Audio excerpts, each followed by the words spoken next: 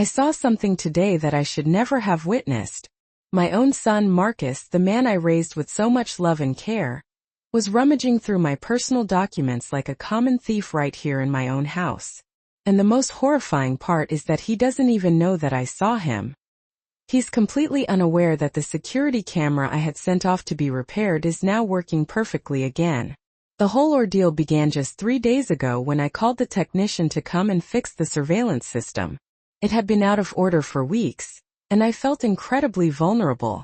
I'm a 68-year-old woman living alone, and it was Marcus and his wife Angelica who insisted on moving in with me under the guise of providing better care.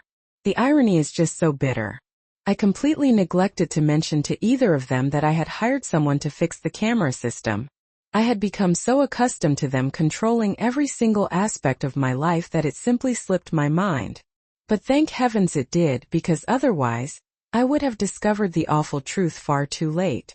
This morning, after Marcus had supposedly left for a job interview and Angelica had gone to the grocery store, I decided to check on my phone to see if the cameras were working.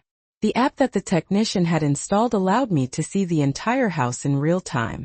At first I considered waiting until later to test it out, but something deep down inside urged me to do it right away. I tapped the screen and there they were, crystal clear images of my living room. My heart nearly stopped beating. Marcus and Angelica hadn't gone anywhere at all. They were right there in my living room, with all of my documents strewn across the coffee table, as if it were their own personal office. Marcus was holding my folder of important papers, the one that I always keep locked away in my bedroom desk. Angelica was holding papers, examining each and every one of them in the bright light from the window. They moved with the familiarity of people who had done this exact thing before. "Where's the original deed?" I heard Angelica's voice coming through the camera's audio. Her tone was cold and calculating. "Albert told us that he specifically needs the original document to make the forgery believable." Albert. Just hearing that name sent a shiver down my spine. He was a lawyer Marcus had met at some bar. A shady-looking guy who had always given me a bad feeling. Now I finally understood why. "It has to be here," Marcus replied, his voice heavy with frustration. "Mom is so meticulous with these things. She keeps everything meticulously organized." That word came from his lips as if it were some sort of curse. The same order and care that he had always praised me for, he was now using against me. Angelica moved closer to the window, holding a document up to the light. "Look at this, Marcus. It says the house is worth more than $500,000. According to the last appraisal." Albert was right. It's worth all this effort. The house that I bought with the sweat of 30 years of hard work as a nurse. The house where I raised Marcus after his biological father abandoned us when he was just 5 years old. The house that I plan to leave him as an inheritance, not a prize for him to steal while I'm still alive. "Once we have the deed in our name," Angelica continued, "we can sell it and move her into something smaller. A 1-bedroom apartment will be more than enough for her last years." Her last years. They were talking about me as if I were already dead, as if I were just an obstacle to be removed from their path to prosperity. Marcus walked toward my bedroom. I watched him through another camera as he opened drawer after drawer, searching desperately. "She has to have a safe deposit box or something. She was always so paranoid about important documents." Paranoid, another word that once meant protection, had now been twisted into a flaw. He came back to the living room with empty hands and a face flushed with frustration. Angelica was waiting, arms crossed, clearly annoyed by the delay. "Albert gave us until Friday to get the original deed," she told him. "Without it, he can't do the job. And without the job, we'll keep living on the crumbs your mother gives us." Crumbs. She dared to call the $700 a month that I gave them for their personal expenses crumbs. Money that I took from my modest pension just to keep the peace in the house, money that apparently wasn't enough to satisfy their ambition. "We'll pressure her more," Marcus said, slumping down into my favorite armchair. "We'll tell her they're medical insurance papers, something urgent that she needs to sign. She's been so confused lately. She won't even read what she's signing." Confused. It was true that sometimes it took me a little longer to remember names or dates, something completely normal at my age. But they had been actively cultivating that narrative, making me doubt my own mental clarity every time I questioned their decisions. What if she gets suspicious? Angelica asked.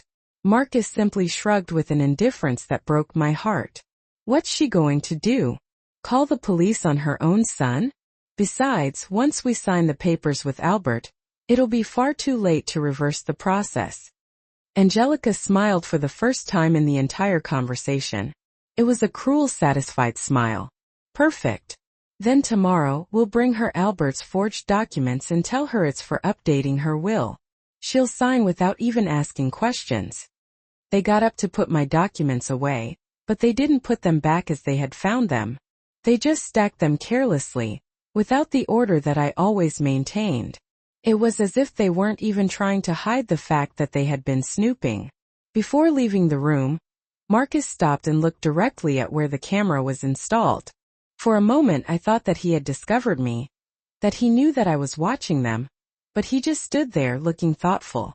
I wish we didn't have to do this, he murmured, more to himself than to Angelica.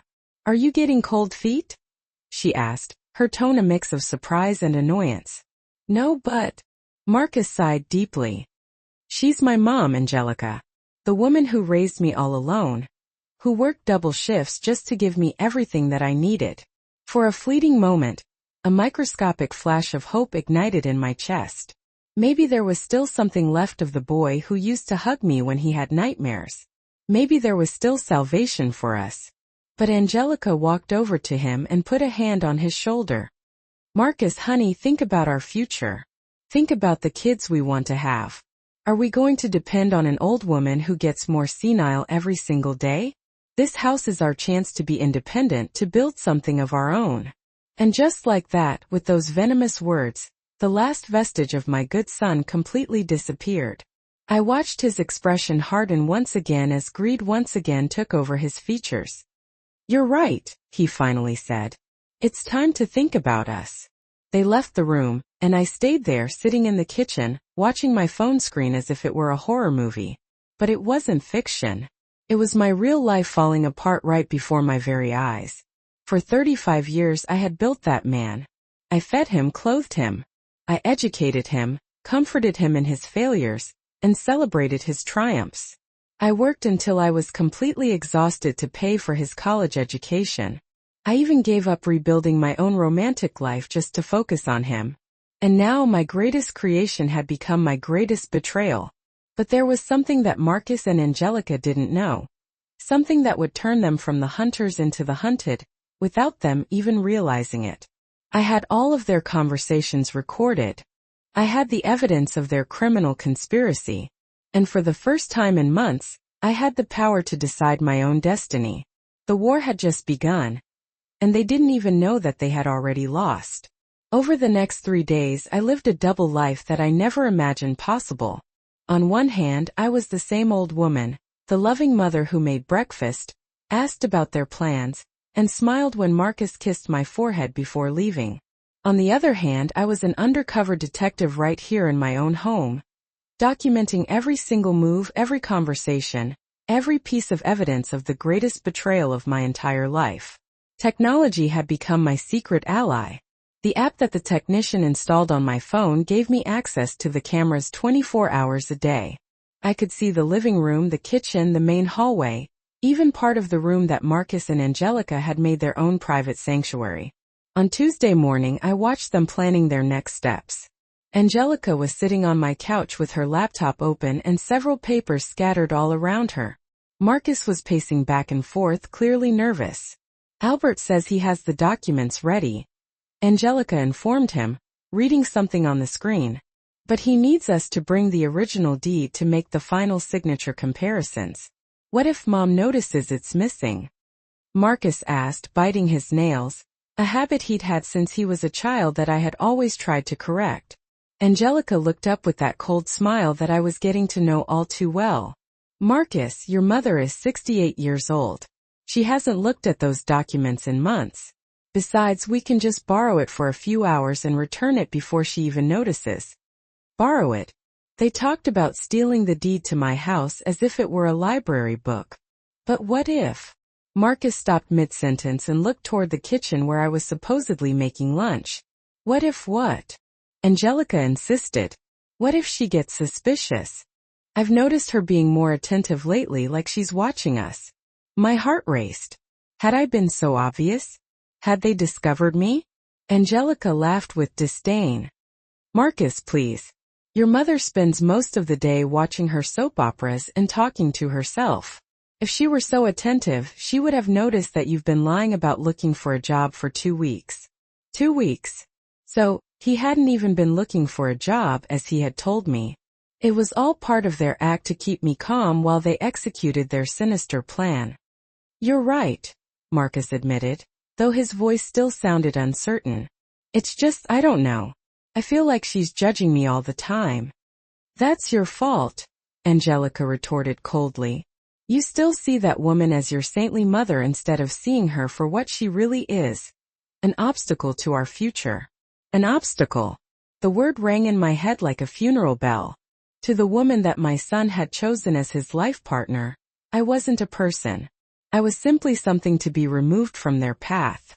Besides, Angelica continued, closing the laptop with a thud, once we have the house, we can look for a decent retirement home for her. Something affordable but comfortable. With the $500,000 from the sale, we can invest in our own business, and we'd still have plenty left over to take care of her properly. Retirement home. The phrase hit me like a hammer to the chest. They wanted to sell my house and lock me away in an institution using the money from my own property. The cruelty of their plan was so refined it almost seemed professional. Marcus sat down next to her, and for the first time in days he seemed to relax. You really think it'll work? Albert's done this before, Angelica replied, stroking his hair as if he were a small child. He says he has a contact at the public registry who can fast-track the property transfer. The house will be in our names in 2 weeks tops. 2 weeks. They had everything timed with military precision. And the money? Marcus asked. Albert charges $25,000 for the whole process. It's expensive, but think about it. We're talking about a net profit of over $100,000. It's a worthwhile investment. The price that they had put on my trust, my home, and my dignity as a mother. For the rest of the day, I acted with superhuman normalcy. I cooked their favorite meals. I asked about their plans. I even offered them extra money to go to the movies. Every smile I forced onto my lips physically hurt. But I needed time to process what I had discovered and carefully plan my next move.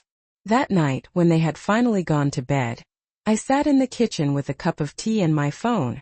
I reviewed all of the recordings from the day, taking mental notes of every single important detail. I had complete conversations where they confessed their criminal plan. I had dates, names, and specific amounts. I had enough evidence to completely destroy their lives if I wanted to. But something stopped me from immediately calling the police. Maybe it was the last sliver of hope that Marcus would come to his senses. Maybe it was my need to fully understand just how far they were willing to go. Or maybe, in the depths of my heart, I needed a direct confrontation before taking any irreversible action. Wednesday dawned with a light rain that beat against the windows like tears from heaven. Marcus and Angelica had breakfast in silence, exchanging complicit glances that I pretended not to notice.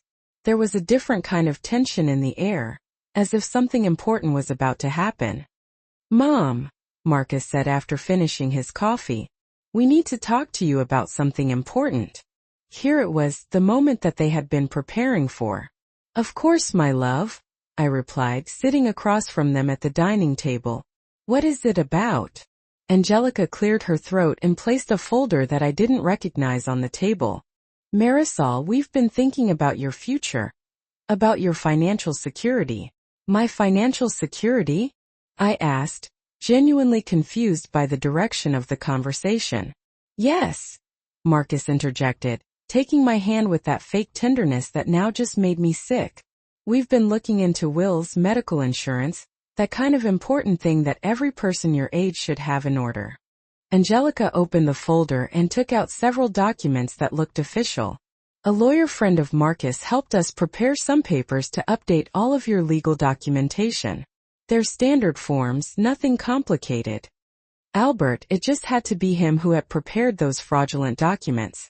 What kind of documents? I asked, feigning the naivety that they expected from me. Basically, it's to ensure that if anything happens to you, Marcus explained, both your will and the ownership of the house are legally in order. It also includes an authorization for us to handle your medical and financial affairs if you ever can't do it yourself. Authorization to handle my affairs. They wanted me to sign over a complete power of attorney over my entire life. It's for your own good, Marisol, Angelica added in a syrupy voice. Imagine if you had an accident or a serious illness.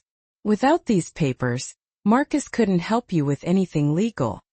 They handed me the documents, and I could see that they were full of complicated legal terms. Entire paragraphs in small print that were intentionally difficult to read and understand. But I managed to make out a few keywords. Transfer, assignment of rights, irrevocable power. I don't really understand all of this, I said, holding the papers and feigning confusion. Could you explain it to me more slowly? I saw a flash of impatience cross Angelica's face, but Marcus maintained his compassionate smile. Mom, they're boring technical things, he said. The important thing is that you sign here, here, and here. He pointed to several lines marked with small X's. The lawyer says it's urgent because there are changes in tax laws that could affect you if you don't update these documents before next month. Lies. It was all a convoluted lie to pressure me into signing without reading. What if I want to read everything first? I asked. I'm a slow reader, but I like to understand what I'm signing. Angelica's mask of patience began to crack. Marisol, it's over 20 pages of legal jargon. It would take you days to fully understand. And as Marcus said, it's urgent. Besides, Marcus added, we trust that the lawyer did everything correctly. He's a very respected professional. Respected? Albert, the man who, by their own words, had done this kind of fraud before. Well, I finally said, putting the papers down on the table. Let me think about it until tomorrow.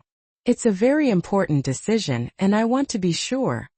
The silence that followed was so thick you could cut it with a knife. Marcus and Angelica exchanged a look of alarm that they tried to hide. Mom, Marcus said, his voice taking on a firmer tone. We really need you to sign today. The lawyer gave us an appointment for early tomorrow, and if we don't bring the signed documents, we'll lose the opportunity. What opportunity? I asked. Angelica leaned forward, her patience finally exhausted. The opportunity to protect you legally, Marisol. Don't you trust us? Don't you trust your own son? There it was. The emotional manipulation that they had been saving as their final card, turning my caution into a matter of family trust. Of course I trust you, I lied, picking up the pen that Marcus had placed next to the documents. I just wanted to be sure. I watched them immediately relax. Their faces lit up with a mix of relief and triumphant anticipation. They thought that they had won. I held the pen over the first signature line and stopped. You know what? I'm going to call my doctor first to ask if this could affect my medical insurance. Mom, Marcus exploded, completely losing his composure for the first time. You don't need to call anyone. Just sign the damn papers. The shout echoed through the house like a gunshot. In that moment I knew that I had gone too far. I couldn't keep pretending. The war had officially begun. Marcus's shout still rang in my ears when I saw his true face for the first time in years. There was no longer a mask of a loving son, no fake smiles, no sweet words, only a man who was desperate and furious because his victim was resisting being devoured. Marcus, I whispered, dropping the pen on the table. Why are you yelling at me? He immediately realized his mistake. I watched as he tried to recompose his facade as he struggled to regain control of the situation, but it was far too late. The beast had shown its fangs. I'm sorry, Mom, he said, running his hands through his hair. I've just been so stressed lately. The financial situation, the job hunt, it's all overwhelming. Angelica put a hand on his arm in a gesture that seemed reassuring. but I knew was a silent warning to control his temper. What Marcus means, she intervened in a calm voice, is that these legal procedures are very stressful for everyone. That's why it's better to just get it over with and not prolong it unnecessarily. Unnecessarily, as if my caution were a senile whim, and not the basic survival instinct of a woman who had just discovered that her own family was betraying her. I understand you're stressed, I said, getting up from the table. But I'm not signing anything until I'm completely sure what it means. I'm old, not an idiot. The words came out of my mouth with more force than I had used in months. I saw both of them stand still, completely surprised by my sudden firmness. Nobody said you were an idiot, Marcus murmured, but his tone had a dangerous edge. Then don't treat me like one, I replied. These documents are staying right here until I decide what to do with them. I took the papers from the table and put them in the first kitchen drawer that I could find. It was a symbolic gesture, of course, but I needed to show them that I still had control over my own life. Marcus and Angelica stayed at the dining table, whispering so low that I couldn't hear them. I retreated to my room under the pretense of taking a nap, but in reality, I wanted to review the recordings of the conversation that I had just had. From the privacy of my locked room, I opened the app on my phone. There they were, still sitting in my dining room, but now they were talking in hushed, agitated tones. This isn't going according to plan, Angelica said, clearly upset. She was supposed to sign without even asking questions.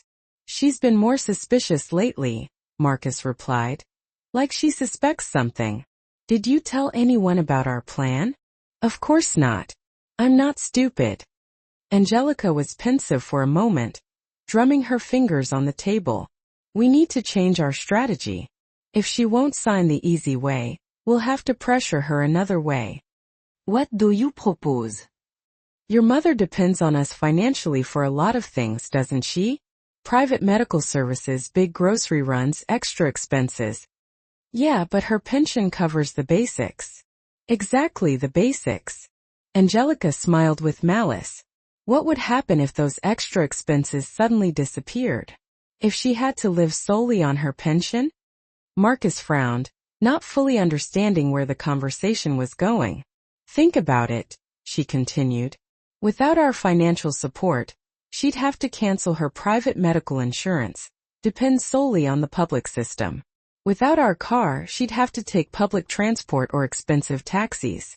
Without our help with the shopping, she'd have to carry heavy bags all by herself.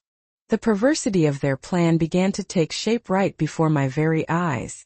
They wanted to create an artificial crisis in my life to force me to become completely dependent on them. It's brilliant, Marcus admitted, and the pride in his voice just made me feel sick to my stomach. If we pressure her financially, she'll have no choice but to sign the documents to ensure our continued support. Exactly.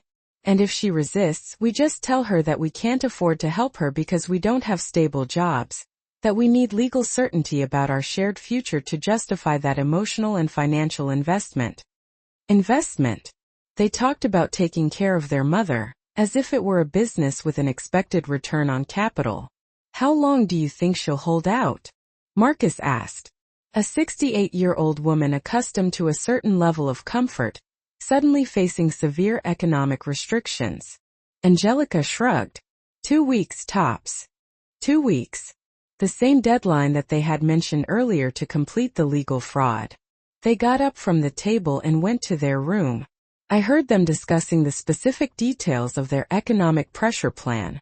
They would cancel my supplemental medical insurance that very day. They would deny me the use of the car for my doctor's appointments. They would stop doing the grocery shopping that required carrying heavy bags. It was a plan of economic abuse designed to break my psychological resistance. And the most terrifying part was just how well thought out it was. They knew exactly what my vulnerable points were, and how to attack them methodically. That afternoon, while I pretended to watch TV in the living room, I watched them execute the first phase of their new strategy. Marcus called the insurance company. Yes, I want to cancel Marisol Jones's supplemental policy, I heard him say into the phone. Effective immediately. Correct. I'm her son, and I have legal power for these transactions. Lie. He had no legal power over my affairs, but apparently, the company didn't verify that information. Angelica, for her part, reviewed all of the expenses that they had been covering in recent months. She made a detailed list in her notebook. Specialized medications, transportation to medical appointments, grocery shopping, occasional cleaning services. Tomorrow we start cutting all of this, she told Marcus when he came back from his phone call.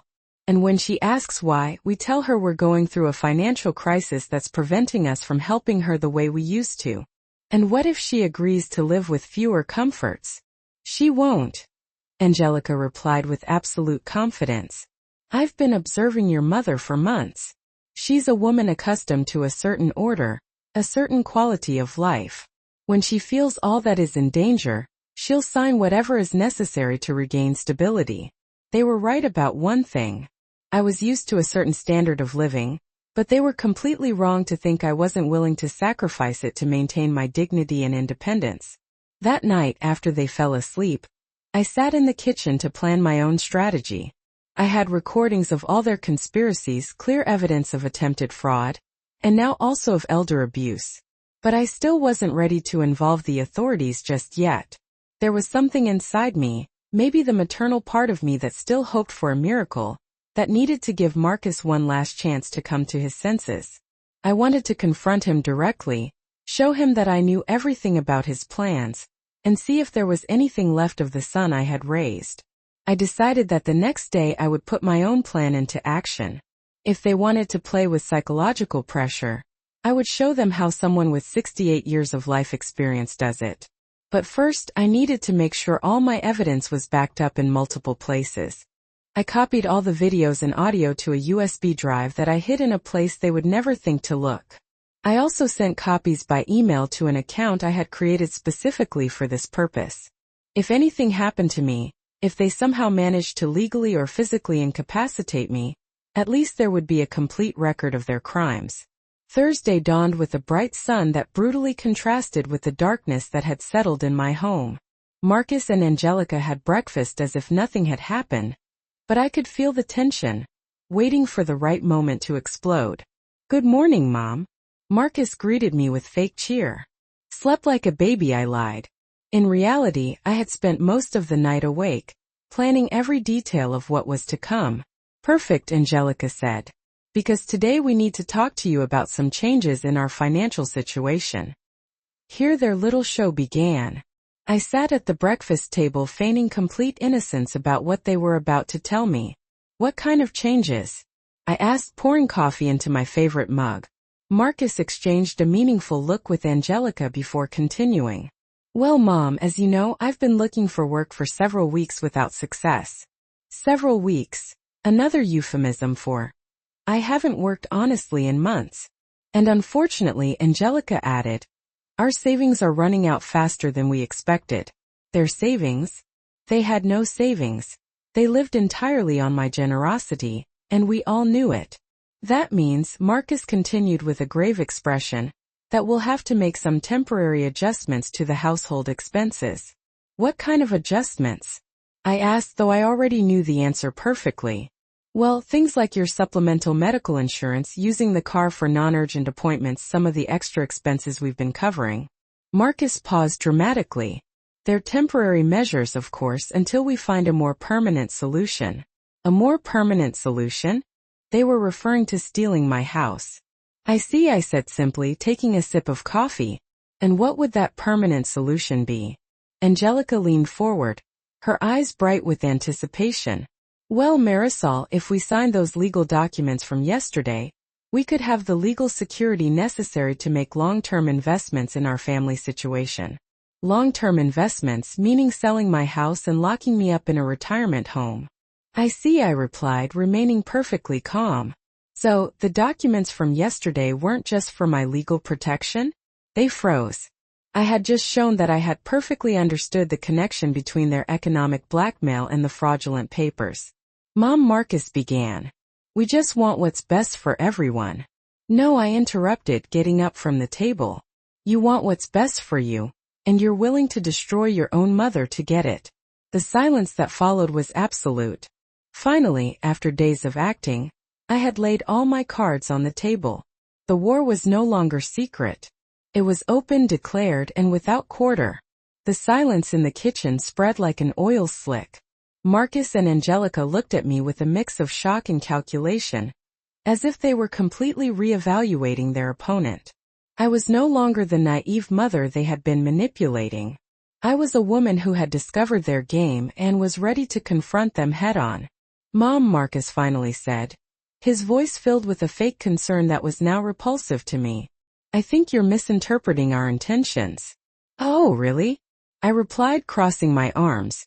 "Then explain to me why your financial crisis perfectly coincides with your need for me to sign documents you won't let me read." Angelica intervened with that condescending smile she had perfected during months of manipulation. "Marisol, I understand you might feel confused by all this complex legal information." "I'm not confused," I cut her off sharply. "I'm betrayed." The word landed on the table like a bomb. I saw Marcus physically flinch as if he was finally comprehending the magnitude of what he had been doing. "Betrayed," I repeated, savoring each syllable. "By the son I raised alone, who I fed with my own labor, who I educated by sacrificing my own comfort. The son who now wants to steal my house while I sleep." "I don't want to steal anything from you," Marcus exploded, hitting the table with his fist. "Everything I do is thinking about our shared future." "Our future?" I laughed bitterly. "Marcus, your plan includes putting me in a retirement home with the money from my own house. In what part of that plan am I included as family and not as an obstacle?" Angelica and Marcus exchanged a look of alarm. I had just shown them I knew more than they had calculated. "I don't know where you get these ideas," Angelica murmured, but her voice had lost all its previous confidence. "Ideas?"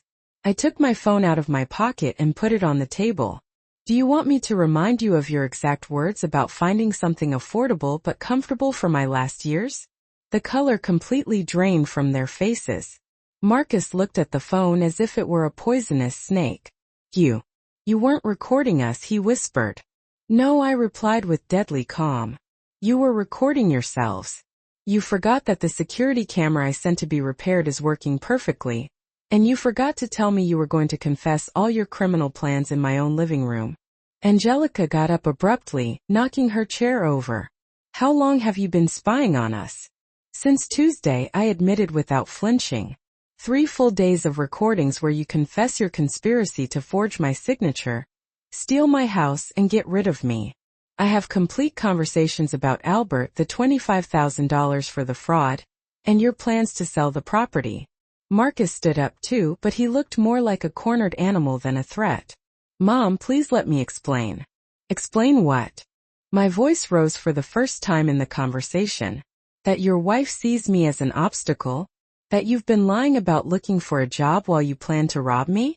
That you consider my life to be worth only the $500,000 you can get for my house?" "It's not like that," he yelled. But his eyes were filled with tears, with desperation, not sincerity. "Then tell me, Marcus." I walked up to him until we were face to face. "When Angelica said it was time to stop seeing me as your saintly mother, and start seeing me as an obstacle, what was your response?" "Silence." He knew he couldn't lie because I had the exact recording of that conversation. "Your response," I continued relentlessly, was, "You're right. It's time to think about us." "Those were your exact words, Marcus. After 35 years of sacrificing for you, you decided it was time to sacrifice me." Marcus collapsed into his chair, covering his face with his hands. For a moment I thought repentance had finally arrived, the realization of what he had been doing. But Angelica hadn't given up. "Fine," she said, regaining some of her composure. "Let's say you have those recordings. What do you plan to do with them?" The question took me by surprise, not for its content but for its tone. There was no panic, no pleading. There was defiance. "Excuse me?" I asked. "I'm asking you what you plan to do," she repeated, crossing her arms. "Because as far as I know, Marcus is still your son. Are you really going to destroy your own family for a house?" The audacity of her response left me speechless for a moment. Even after being completely exposed, she was still trying to manipulate me. Destroy my family? I repeated slowly. Angelica, you two have already destroyed this family. I'm just defending myself. Defending yourself? She scoffed. A 68-year-old woman alone with no family but us. What are you going to do, Marisol? Call the police? Report your only son? There was something in her tone that put me on high alert. It wasn't just arrogance. It was confidence, as if she knew something I didn't. If necessary, I replied. Angelica smiled, and that smile was pure malice. And who's going to believe you? An old woman who lives alone, who by her own admission has been spying on her family, who has obvious problems with trust and paranoia. I have proof. You have illegally obtained recordings, she interrupted me. Recordings made without our consent on a property, where we have a legal right of residence. Any mediocre lawyer would get them ruled inadmissible in 5 minutes. My heart began to beat faster. Was that true? Had my recordings lost their legal value because of how I got them? Besides, Angelica continued, now walking around the table like a predator, who's going to take a woman seriously who is clearly developing paranoid behaviors, spying on her own family, inventing conspiracies, socially isolating herself? I'm not socially isolating myself, I protested, but my voice sounded less certain. She stopped in front of me. When was the last time you talked to a friend? When was the last time you left this house for something that wasn't strictly necessary? Marcus has told me how you've been behaving lately. The mood swings, the distrust, the forgetfulness. Marcus lifted his head, and for the first time since the confrontation began, he spoke with something resembling his old certainty. It's true, Mom. I've been worried about you. That's why we wanted you to sign those documents to ensure that if your mental health continues to deteriorate, we have the legal tools to help you. Mental health deteriorating. They were building an alternative narrative where I was the villain of the story. The paranoid old woman who had misinterpreted loving gestures as criminal conspiracies. You two know perfectly well there's nothing wrong with my mental health, I said. But I could feel doubt beginning to filter into my voice. Oh, really? Angelica sat down again, but now with the confidence of someone who controls the conversation. A woman who installs secret cameras to spy on her family, who invents elaborate theories about theft and conspiracies, who refuses to sign basic legal documents out of paranoia. They're not theories, I yelled. I heard you planning everything. You heard us having normal conversations about your future and your security, Marcus corrected, conversations that your paranoid mind interpreted as threats. It was brilliant, diabolically brilliant. They were completely turning the situation around, converting my discovery of their betrayal into evidence of my own supposed mental instability. Albert, I said desperately. You talked about Albert and the $25,000 to forge documents. Albert is a real lawyer who's helping us with real legal paperwork. Angelica replied without blinking. The $25,000 are his fees for a complex job of updating documentation. All completely legal. And the retirement home thing, selling the house. Marcus sighed as if he were talking to a spoiled child. Mom, we talked about future options in case you ever need specialized care. It's something all responsible families consider. I felt as if the floor were opening up beneath my feet.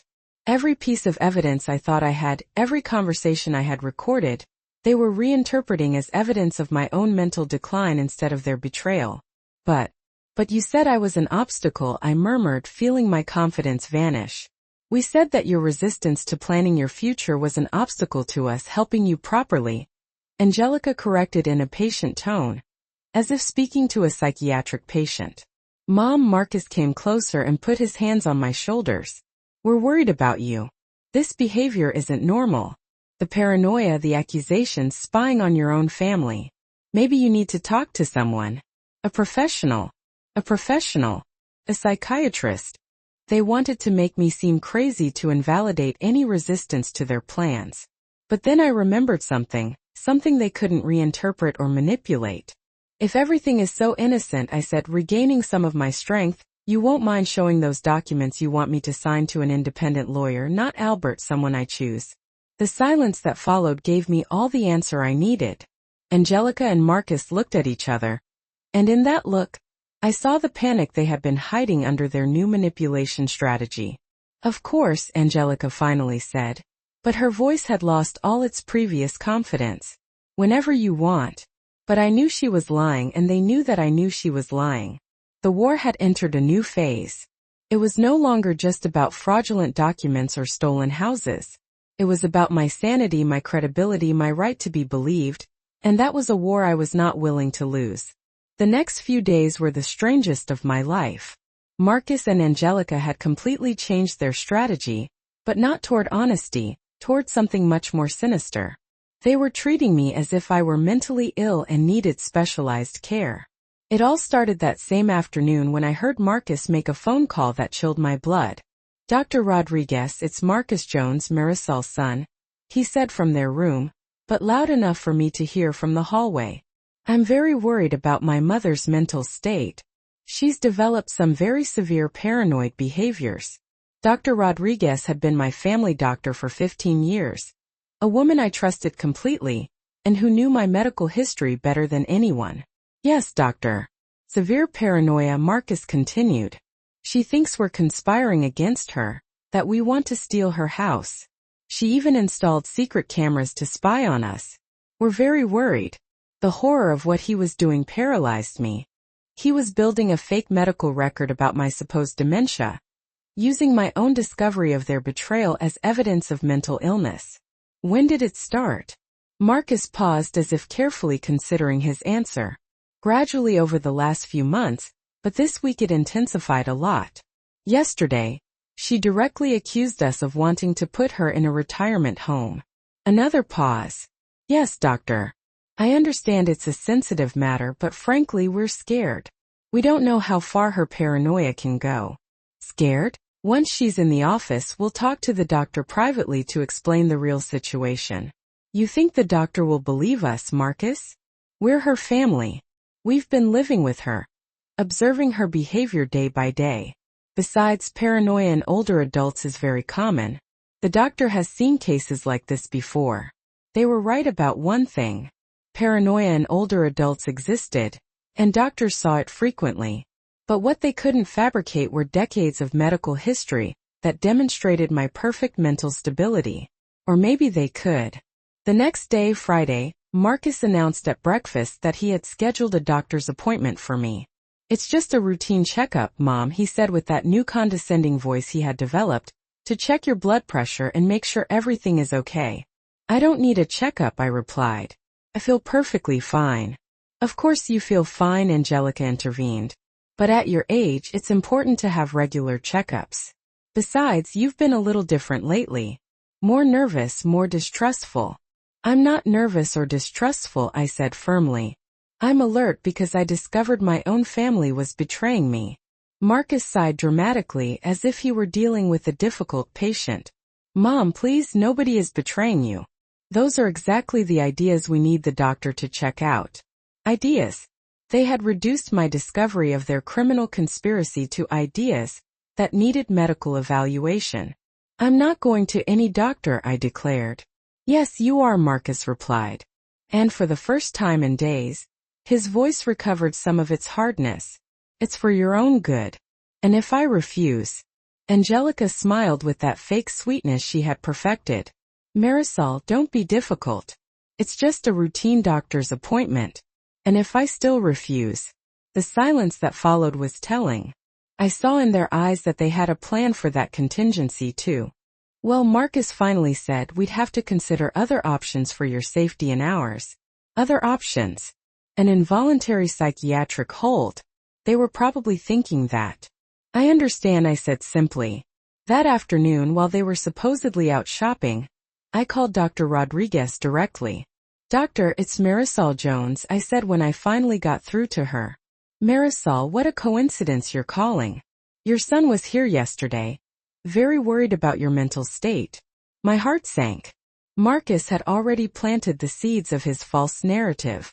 "Doctor, I need to speak with you personally, but not at the appointment Marcus scheduled, and in private." There was a pause. "Marisol, do you feel safe in your house? Is your son treating you well?" It was a loaded question. Dr. Rodriguez had experience with elder abuse, But Marcus had managed to position himself as the concerned son instead of the abuser. "Doctor, my son and his wife are trying to steal my house using fraudulent documents. When I discovered them, they decided to make me look mentally incompetent to discredit my accusations." Another longer pause this time. "Marisol, those are very serious accusations. Do you have any proof of what you're saying?" "They destroyed all my evidence. They removed the security cameras, erased the recordings, manipulated my memory, making me believe I had imagined everything." "And how do you know you didn't imagine it?" "Because an hour ago I heard Marcus talking on the phone with Albert, the lawyer they're going to hire for the forgery. He mentioned a $3,000 down payment and said that Angelica could forge my signature if necessary." Dr. Rodriguez took notes as I spoke. "Can you repeat exactly what you heard?" I recounted the conversation word for word. I watched as her expression became more serious with each detail. "Marisol, these are accusations of fraud and elder abuse. If they're true, we need to involve the authorities. But do you believe me?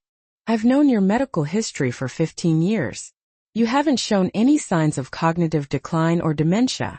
Your last neurological exam was completely normal. But Marcus told you I was developing paranoia. Marcus called me concerned." "That's true. But after hearing your version, I think there's another explanation for your so-called paranoia." "What is it?" "That it wasn't paranoia at all. It was correct intuition about a real threat. For the first time in days I felt validated. I wasn't crazy. I hadn't imagined anything. My instinct had been correct from the beginning." "What do you suggest we do?" I asked. "First, we're going to do a full cognitive exam right here to officially document that you are in perfect mental faculties. Second, I'm going to give you the contact of a private detective specializing in cases of family abuse. Third, we're going to talk to a lawyer specializing in elder protection. And Marcus can't know anything about this until we have all the legal protections in place." For the next 2 hours, Dr. Rodriguez put me through a complete battery of cognitive tests: short and long-term memory, executive function, spatial and temporal orientation, abstract reasoning ability. I passed all the tests with perfect scores. "Marisol," she finally said, "you have the sharpest mind I've seen in a woman your age. There is absolutely no sign of cognitive decline. I can document that officially. I already am. This medical report clearly states that you are in full mental faculties and are perfectly capable of making legal and financial decisions." We returned home at noon. Marcus and Angelica greeted me with poorly disguised anxiety. "How did it go, Mom?" Marcus asked. "What did the doctor say?" "She said I'm perfectly fine," I replied with a straight face, "that there are no cognitive problems and that it was probably all just accumulated stress." I watched their faces light up with relief and something I recognized as disappointment. "Stress?" Angelica asked. "Why stress?" "From living alone, from worrying about the future, from not having clarity about my legal documents?" I improvised. "The doctor suggested it might be a good idea to finally organize those papers you wanted me to sign." Marcus and Angelica exchanged a look of barely contained triumph. "That's great news, Mom," Marcus said. "So, are you ready to sign those documents?" "I think so," I lied. "But the doctor suggested it would be good to review them calmly first to fully understand what I'm signing." "Of course," Angelica replied quickly. "You have." He got off the phone. When she asked what it was about, we told her we were having financial difficulties. We couldn't help her out like we used to, we explained. "And what if she says she's okay with living a simpler life?" "She won't." Angelica shot back, totally sure of herself. "I've been watching your mom for months. She's used to things a certain way, a certain standard of living. If she thinks she's going to lose all that, she'll sign whatever we put in front of her just to feel secure again." They were right about one thing. I was used to a comfortable life. But they were dead wrong if they thought I wouldn't give it all up to keep my dignity and stay independent. That night, after they finally went to sleep, I sat in the kitchen mapping out my next move. I had recordings of everything they'd been plotting, solid proof of attempted fraud, and now elder abuse too. But I still wasn't ready to go to the cops. Something inside me, maybe just a mother's hope, needed to give Marcus one last chance to see reason. I wanted to come clean with him, let him know I was onto their scheme, and see if there was anything left of the son I raised. So, I decided the next day I'd put my own plan in motion. If they wanted to play mind games, I'd show them what someone with 68 years of life lessons could do. But first things first, I had to make sure my evidence was safe and sound. I copied all the videos and audio files onto a thumb drive, and hid it where they'd never think to look. I also emailed copies to a new account I'd created just for this purpose. If anything happened to me, if they somehow managed to get me declared incompetent or hurt me physically, at least the evidence of what they'd done would be out there. Thursday arrived, bright and sunny, which was pretty ironic considering the dark cloud hanging over our house. Marcus and Angelica ate breakfast like everything was normal, but I could feel the tension like a bomb about to go off. "Morning, Mom," Marcus said way too cheerfully. "Slept great," I lied. Truth was, I'd been up most of the night planning every single detail. "That's great," Angelica chimed in, "because we need to talk about some changes in our finances today. Here we go." I sat there at the table, pretending to be clueless about what they were about to say. "What kind of changes?" I asked, pouring myself some coffee in my favorite mug. Marcus looked over at Angelica, and then he started talking. "Well, Mom, you know I've been looking for a job for weeks now and nothing's panned out." Weeks was just another way of saying, I haven't worked an honest day in months. And unfortunately, Angelica added, our savings are disappearing faster than we thought they would. Their savings? Please. They didn't have any savings. They lived off me and they knew it. So, Marcus went on, trying to sound serious. We're going to have to make some temporary changes to our expenses. Like what kind of changes? I asked, already knowing the answer. Well, things like your extra health insurance, using the car for anything that's not an emergency, some of the extras we've been covering. Marcus paused for effect. These are just temporary changes, of course, until we figure out something more permanent. More permanent meant stealing my house, plain and simple. I see, I said, taking a sip of coffee. And what's that permanent solution you're talking about? Angelica leaned in, practically glowing with excitement. Well, Marisol, if you signed those papers from yesterday, we'd have the security we need to make some long-term investments for our family. Long-term investments meant selling my house and sticking me in some assisted living facility. I see, I said, keeping my cool. So, those papers weren't really just about protecting me? They froze. I just let them know that I knew exactly how their financial blackmail was tied to those bogus documents. Mom, Marcus started, we just want what's best for everyone. No, I cut him off, standing up from the table. You want what's best for you, and you're willing to destroy your own mother to get it. You could have heard a pin drop. After playing along for days, I'd finally laid all my cards on the table. The gloves were off. This was an all-out war. The silence spread through the kitchen like a toxic spill. Marcus and Angelica looked at me, shocked and sizing me up at the same time, like they were seeing me in a whole new light. I wasn't just the gullible old lady they'd been playing. I was a woman who knew their game and was ready to fight back. Mom, Marcus said, his voice dripping with fake concern that just made me sick. I think you're getting the wrong idea here. Oh, really? I said, crossing my arms. Then explain why your little financial crisis just happens to line up perfectly with you needing me to sign papers you won't even let me read. Angelica jumped in with that condescending smile she'd been practicing for months. Marisol, I can understand how all this complicated legal stuff could be confusing for you. I'm not confused, I snapped back. I'm betrayed. That word hit the table like a bomb. I saw Marcus physically flinch, like he was finally starting to realize what he'd been doing. Betrayed, I said again, letting each syllable sink in. Betrayed by the son I raised on my own, the one I fed and clothed and educated by working my fingers to the bone, the son who now wants to steal my home while I'm sleeping. I'm not trying to steal anything from you, Marcus yelled, slamming his fist on the table. Everything I'm doing is for our future. Our future? I gave a bitter laugh. Marcus, your plan involves sticking me in a home with the money from my house. How exactly does that include me as family, and not just a problem to be gotten rid of? Angelica and Marcus exchanged a look of panic.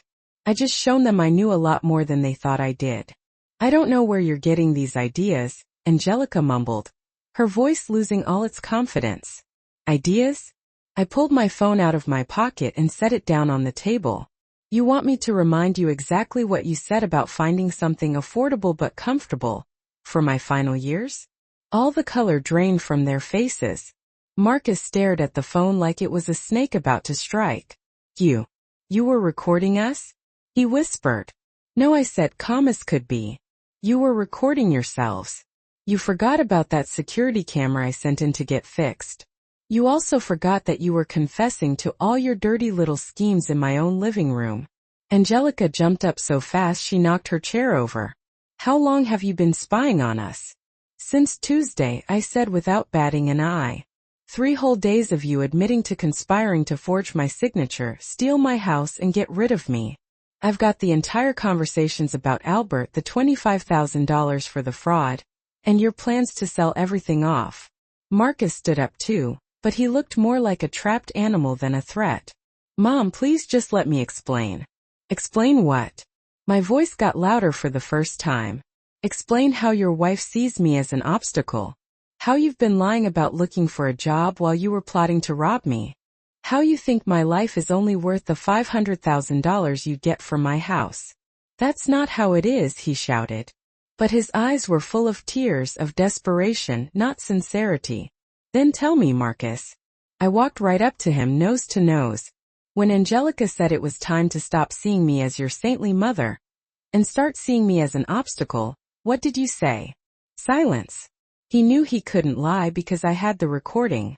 You said I kept going. You're right. It's time to think about us. Those were your exact words, Marcus. After 35 years of me sacrificing for you, you decided it was time to sacrifice me.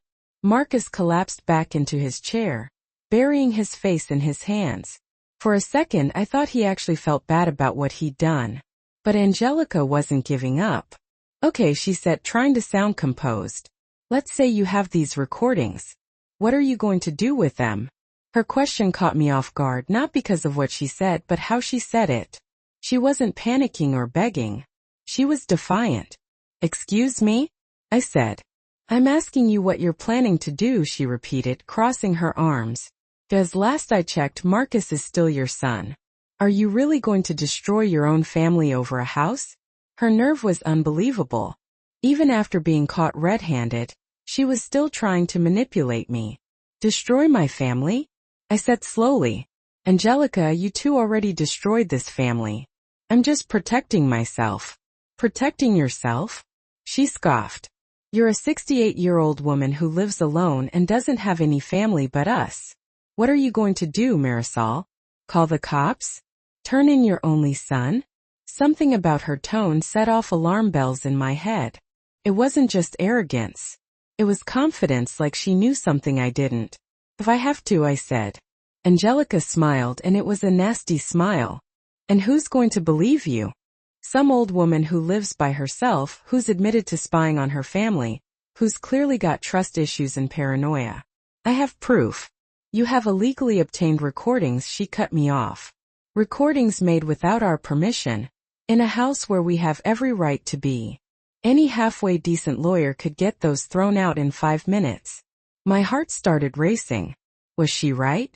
Were my recordings worthless because of how I got them? Besides, Angelica continued, pacing around the table like a predator. Who's going to take a woman seriously who's clearly showing signs of paranoia? Spying on her own family, making up conspiracy theories, cutting herself off from everyone? I'm not cutting myself off, I protested, but my voice didn't sound so sure anymore. She stopped right in front of me.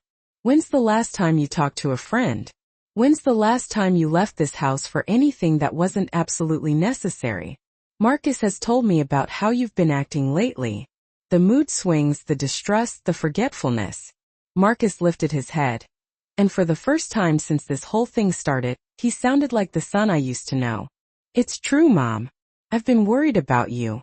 That's why we wanted you to sign those papers. So if your mental health keeps getting worse, we'd have the legal right to help you. Mental health getting worse. They were painting a whole new picture where I was the bad guy. The crazy old lady who was twisting their loving gestures into criminal plots. You both know there's nothing wrong with me, I said. but I could hear the doubt creeping into my voice. Oh, really? Angelica sat back down, acting like she was in control now. A woman who plants secret cameras to spy on her family, makes up wild stories about theft and conspiracies, and refuses to sign simple legal documents because she's paranoid? They're not stories, I yelled. I heard you planning everything. You heard us having normal conversations about your future and your security, Marcus corrected, conversations that your paranoid mind turned into threats. It was brilliant, twistedly brilliant. They were turning everything around, making my discovery of their betrayal look like proof of my mental instability. Albert, I said, desperate. You talked about Albert and the $25,000 to forge documents. Albert is a real lawyer who's helping us with some legal stuff, Angelica said without blinking. The $25,000 is just what he charges to update some complicated paperwork, all perfectly legal. And the retirement home selling the house. Marcus sighed like he was talking to a spoiled kid. Mom, we talked about some options for the future, in case you ever needed special care. It's what every responsible family does. I felt like the floor was falling out from under me. Every piece of evidence I had, every conversation I'd recorded, they were twisting. All the time you need. Perfect. We can go over them together tomorrow afternoon. I want to be absolutely sure before I sign anything. Absolutely. Marcus smiled with that phony warmth I knew all too well. But now I had my own secret plans brewing. That afternoon, while they thought I was napping, I was on the phone for hours. First, I called the private detective Drives. Rodriguez recommended, then the lawyer who specializes in protecting the elderly. Mrs. Jones, the detective said, we need solid evidence of their fraudulent scheme. Would you be willing to wear a hidden microphone to record their conversations? Is that even legal? I asked. Perfectly legal to record conversations in your own home, when you have a reasonable suspicion of criminal activity. Then yes, perfect. Let's do it. We'll install the equipment first thing in the morning. We'll also place hidden cameras in your living room and dining room. The lawyer was just as direct. With the recordings you obtain and the medical report from Dr. Rodriguez, we'll have a strong case not only to prevent the fraud but to criminally prosecute your son and daughter-in-law.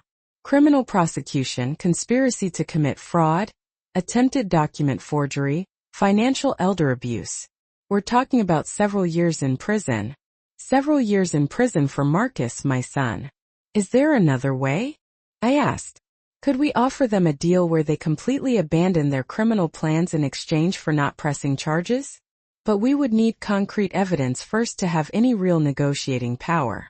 That night, while Marcus and Angelica celebrated in whispers what they believed would be their soon-to-be victory, I carefully planned the trap I was going to spring on them. The next day, during our review of the documents, I would have high-quality recordings of everything they said. Finally, I would possess the undeniable proof I needed.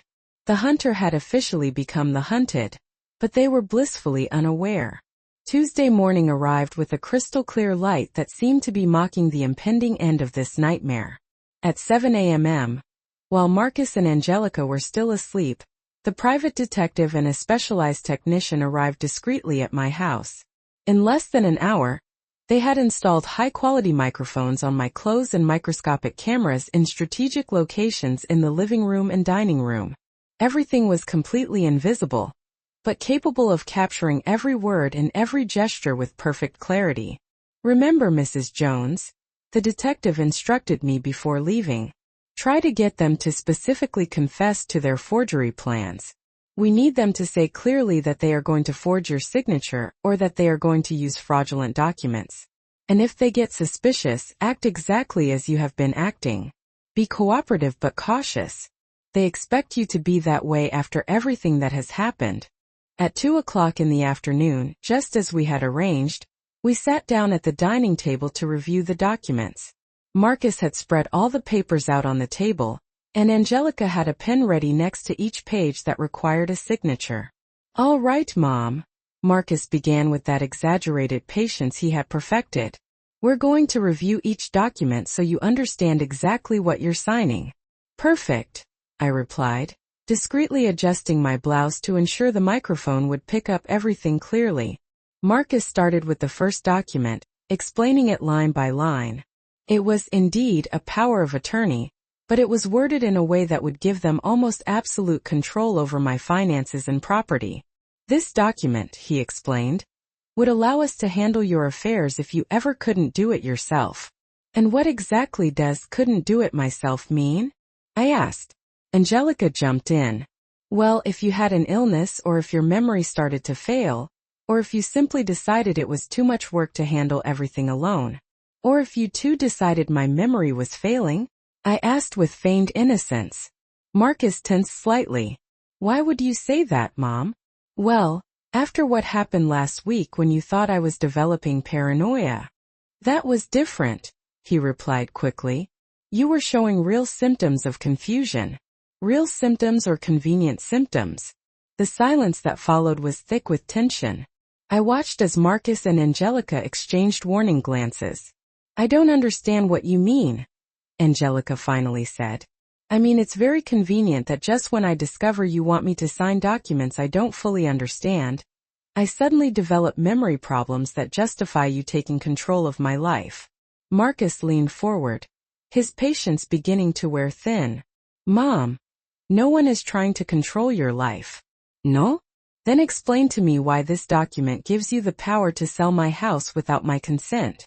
It doesn't say that, Angelica protested. Yes, it does, I insisted, pointing to a specific clause. It says here that you can dispose of real estate as you see fit for the welfare of the grantaire.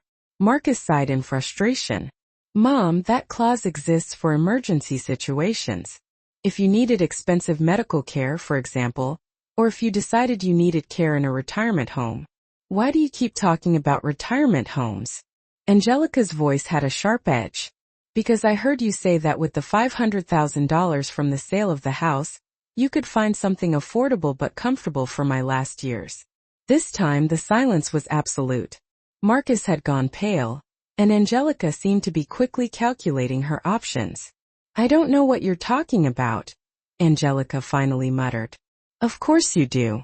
Just as you know that Albert isn't a legitimate lawyer, but someone who specializes in forging documents. Marcus abruptly got up from the table. Where did you hear that name? On your phone call yesterday morning when you told him the old lady was more alert than expected, and that Angelica could forge my signature if necessary. The mask finally slipped completely. Marcus looked at me with a mix of panic and fury that reminded me of the child who used to throw tantrums when he was caught in a lie. You've been spying on us, he accused. I've been protecting myself, I corrected. From my own son who decided that robbing me was easier than working honestly. Angelica approached me with slow, deliberate movements. Marisol, no matter what you think you heard, you have no proof of anything. I have no proof? I got up from the table feeling a strange calm come over me. Are you sure about that? Completely sure, she replied with arrogance. Because we made sure you had no proof. Like when we removed the security cameras overnight. Exactly, Marcus said, having regained some of his composure, believing he had one. Like when we erased all your imaginary recordings and replaced your USB drive. And like when you fabricated fake alibis for Tuesday morning? That too, Angelica admitted with a cruel smile. Marcus never had job interviews that day. He was here with me planning exactly how to handle a troublesome old lady and the WhatsApp messages with the companies. Fake. Marcus laughed. It's incredibly easy to fake WhatsApp conversations when you know how. So you admit that it was all a setup to make me believe I was crazy. We admit you're a stupid old woman who almost ruined a perfect plan. Angelica exploded. But it doesn't matter because in the end, you're going to sign these documents anyway. And if I refuse? Marcus smiled with pure malice. Then we'll have to resort to plan B.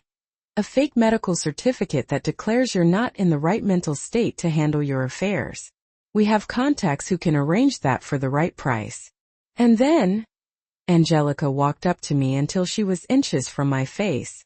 We put you in the cheapest place we can find and sell this house to finance our future. Our future without you, Marcus added with absolute coldness.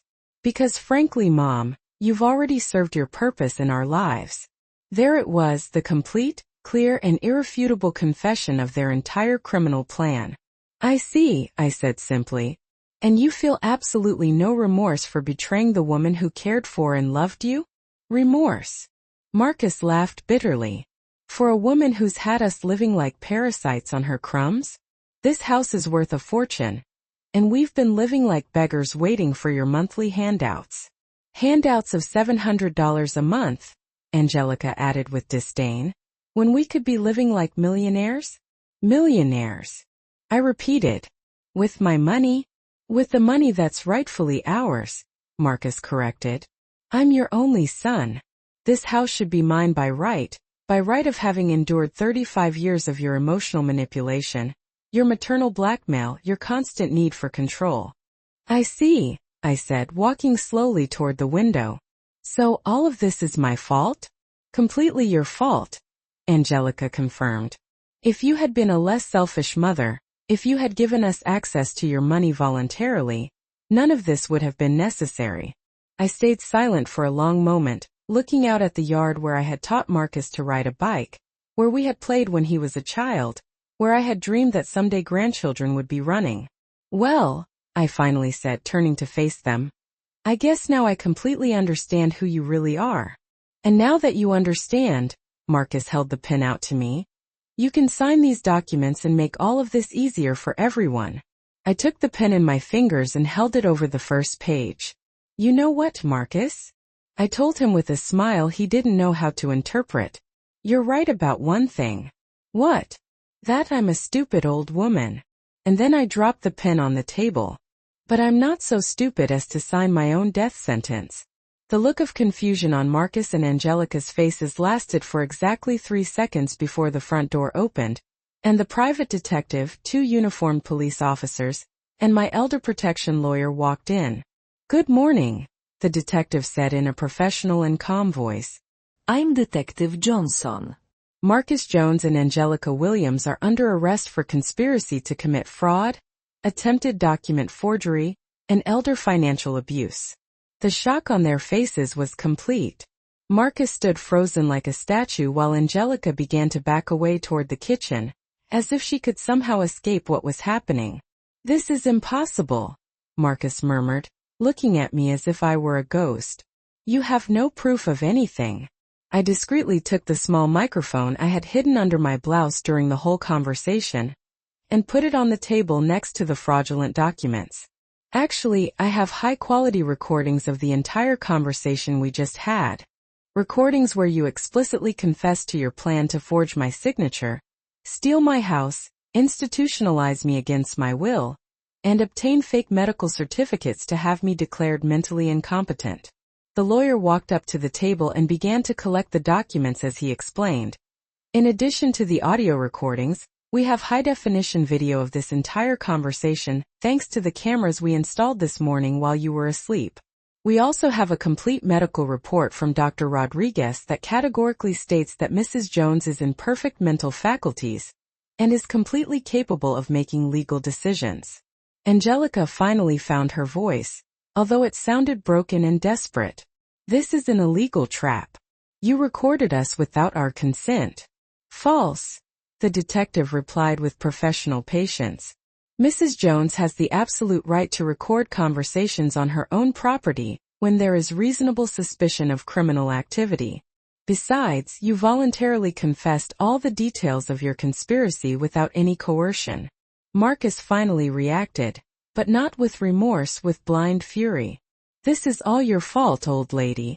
If you had been a normal mother, if you had treated us like real family instead of constantly controlling us, none of this would have been necessary. Marcus, I said with a calm that surprised me. For 35 years, I worked double shifts as a nurse to give you everything you needed. I gave up rebuilding my romantic life to focus completely on your education and well-being. I paid for your college in full. I supported you financially every time you lost a job. I opened the doors of my house to you when you had nowhere to live. One of the police officers began to read Marcus's rights as he put on the handcuffs, but I continued to speak because I needed to say these words that had been growing in my chest for weeks. All I asked for in return was respect, honesty, and something resembling the filial love any mother deserves. Instead, you chose to see me as an obstacle to your financial prosperity, as an inconvenient old woman you could manipulate, rob, and discard when I was no longer useful to you. Angelica, as the second police officer also put handcuffs on her, yelled in desperation, "We took care of you. We lived with you. We kept you company. We helped you with everything. You took care of me like vultures care for a dying animal," I retorted without raising my voice, waiting patiently for the right moment to devour the remains. "The only difference is you didn't wait for me to die naturally. You decided to speed up the process through fraud and psychological manipulation," the detective explained to me as they led Marcus and Angelica toward the door. "Mrs. Jones, with the evidence we've collected, the prosecutor is prepared to file charges for criminal conspiracy, attempted fraud, document forgery, elder financial abuse, and psychological manipulation with the intent to mentally incapacitate a victim. We're talking about sentences that could range from 5 to 15 years in prison for each of them." "And if I wanted to offer them some kind of deal?" I asked, feeling that last vestige of maternal love that never seemed to completely die. My lawyer intervened. "We could consider a deal where they renounce any future claim on your property or inheritance, stay at a minimum distance of 500 feet from you permanently, and complete rehabilitation programs for family abuse. In exchange," he continued, "you could consider not insisting on the maximum criminal sentence." Marcus, from the front door, with his hands cuffed behind his back, looked at me with eyes that mixed hatred and desperate pleading. "Mom, please think about it. I'm your only son. Are you really going to destroy your own family for a house?" The question that had been tormenting me for days finally had a clear and definitive answer. "Marcus, you destroyed this family the moment you decided my life was worth only the dollars you could get for my house. I'm simply protecting what's left of my dignity and my right to live in peace for the years I have left." After Marcus and Angelica were taken away, I was alone in my house for the first time in months. The silence was profound but not terrifying. It was the silence of recovered peace, of eliminated danger, of betrayal finally exposed and punished. I sat on my favorite armchair, the same one where I had so often comforted Marcus as a child, where I had read him stories, where we had watched movies together during his adolescence. Now it was simply my armchair again, in my house, in my life that finally belonged entirely to me. 3 months later, Marcus and Angelica accepted the deal we offered them. They gave up all rights to my property, agreed to stay away from me permanently, and completed rehabilitation programs. In return, they served only 18 months in prison instead of the 10 years they could have faced. Some people asked me if I didn't regret being so hard on my only son. My answer was always the same. I didn't regret raising him when he was a defenseless child who needed love. I only regretted not having understood sooner that maternal kindness should never be practiced at the cost of self-destruction. Now I live peacefully in my home, surrounded by neighbors who have become my new chosen family. I have learned that true family is not defined by blood or legal documents, but by mutual respect, honesty, and genuine love. And when I look back at everything I went through, I realize that the woman who emerged from that experience is stronger, wiser, and infinitely freer than the one who entered it. Sometimes, to save yourself, you have to be willing to lose the ones you thought you loved the most. Did you like my story? And which city are you listening from? Let's meet in the comments. If you like the story, you can support me by sending a super thanks so I can keep bringing more stories like this. Thank you so much for your sweet support. I'm looking forward to your comments on the story. On the screen you can see 2 new life stories that I highly recommend. There's so much more on my channel. Don't forget to subscribe. See you in the next life story with love and respect.